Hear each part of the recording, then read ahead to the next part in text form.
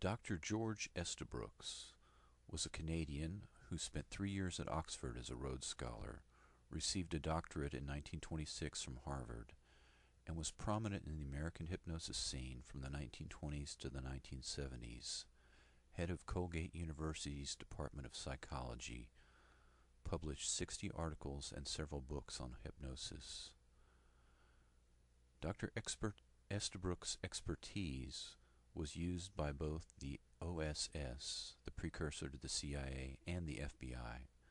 As soon as the OSS began, George Estabrooks started traveling to Washington, D.C.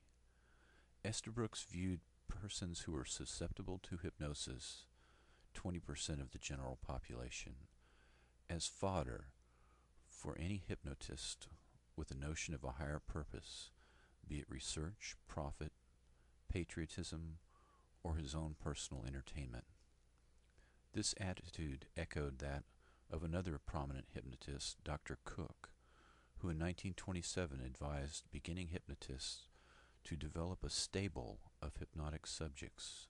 Quote, "First secure a good subject and practice upon him until you can hypnotize him with absolutely no difficulty, and then place him in the profound somnambulistic amnesic stages of hypnosis.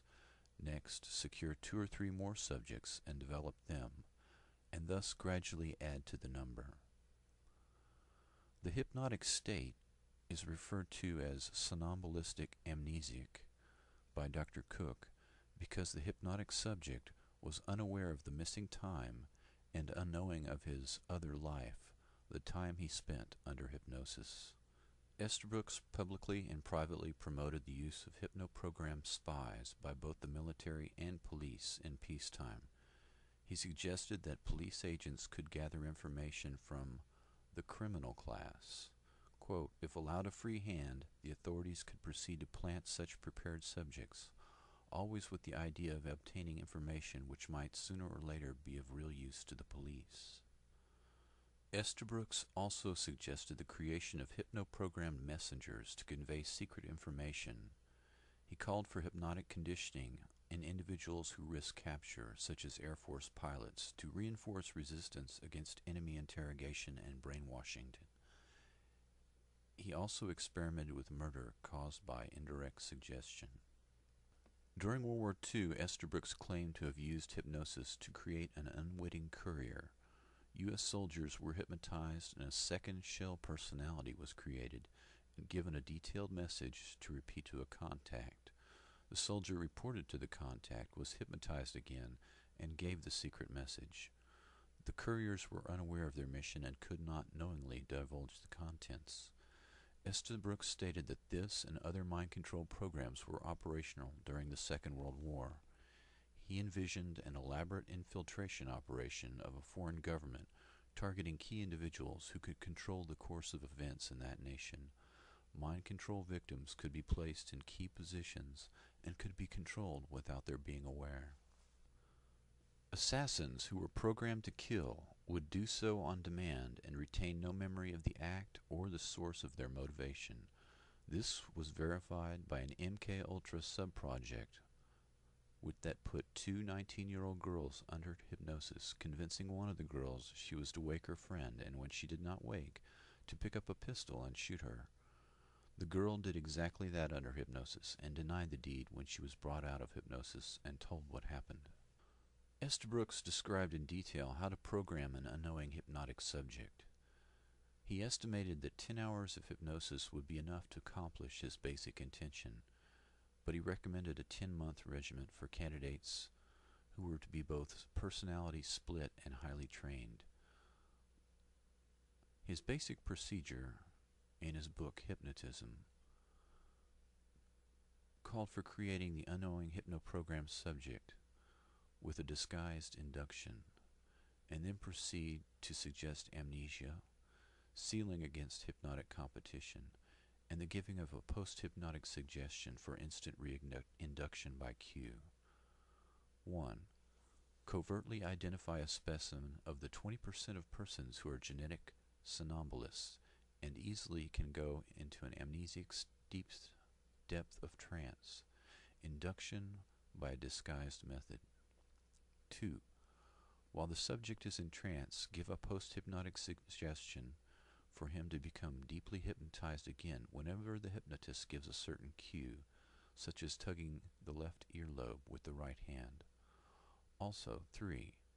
Give a post-hypnotic suggestion which will deny the subject any conscious knowledge of this hypnosis or any subsequent one that causes an artificial selective amnesia for all post-hypnotic events. 4. Give a post-hypnotic suggestion that nobody else can hypnotize this subject, referred to as sealing. 5. Give a suggestion under hypnosis that the subject will act in trance, just as if awake, called walking hypnosis. Estabrooks described a method for programming a double agent whose unconscious mind would be loyal to his country, but whose conscious mind would be loyal to whatever country that was being infiltrated. Quote, in his normal waking state, which we will call personality A, or PA, this individual will become a rabid communist. He will join the Communist Party, follow the party line, and make himself as objectionable as possible to the authorities in the United States. Then we will develop personality B. The second personality, the unconscious personality, is rabidly American and anti-communist. It has all the information possessed by personality A, the communist, the normal personality, whereas personality A does not have this advantage. My super spy plays his role as a communist in the waking state, aggressively, consistently, fearlessly. But his personality B is the loyal American, and personality B has all the memories of personality A. As a loyal American, he will not hesitate to divulge these memories. The biography of the man Dr. Estabrooks described is that of Lee Harvey Oswald, a Marine with no history of political activism who became rabidly communistic in a very public way, joining the party, defecting to Moscow, agitating publicly against American intentions to destabilize Cuba. Dr. Estabrooks' testimony that U.S. soldiers were used as unwitting hypnotic couriers in the 1940s and his research into assassination, as well as the MKUltra experiments on hypnotic assassination in the 1950s, are proof that political assassinations using hypnotic programming were possible. Manchurian candidate assassins are a reality. It has been proven that people can be made to do antisocial acts in a hypnotic state that they would retain no memory of in their normal conscious waking moments. It would be impossible to prove such a crime was committed unless the hypnotic subject were examined afterwards by an expert in hypnotic control. Oswald was immediately murdered by Jack Ruby. Ruby claimed he had been manipulated and that something had happened to him that he could not clearly elucidate.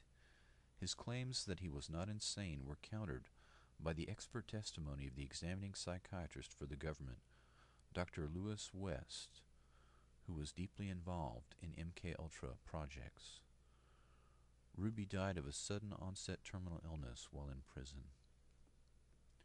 Sirhan, the assassin of Robert Kennedy, was examined by experts, Drs. Martin Shore, Dr. Simpson Collis, and Dr. Herbert Spiegel. They all concluded that Sirhan had, quote, two distinct personalities, unquote. Dr. Simpson Collis examined him in San Quentin and concluded that Sirhan had multiple personality disorder and had been programmed by someone, referred to as iatrogenic or psychiatrist-created multiple personality disorder. If in fact these political assassinations of the 1960s were carried out as a COINTELPRO MKUltra type operation, the lack of direct links to the intelligence agencies involved would make them nearly impossible to prove in a court of law. A careful examination of the circumstantial evidence may, however, lead to some conclusions in the court of public opinion.